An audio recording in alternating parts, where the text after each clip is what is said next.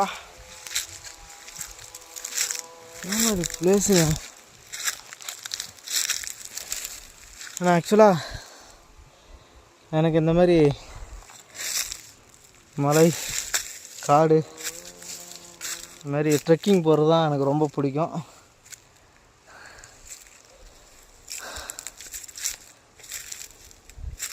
அதிகம்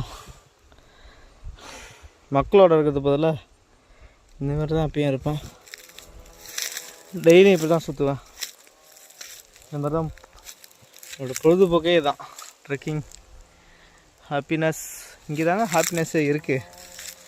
இயற்கையை பார்த்துக்கிட்டு இங்கே தான் ஹாப்பினஸ்ஸே இருக்குது. வேறு எங்கே இருக்குது? வேறு எங்கேயும் இல்லை.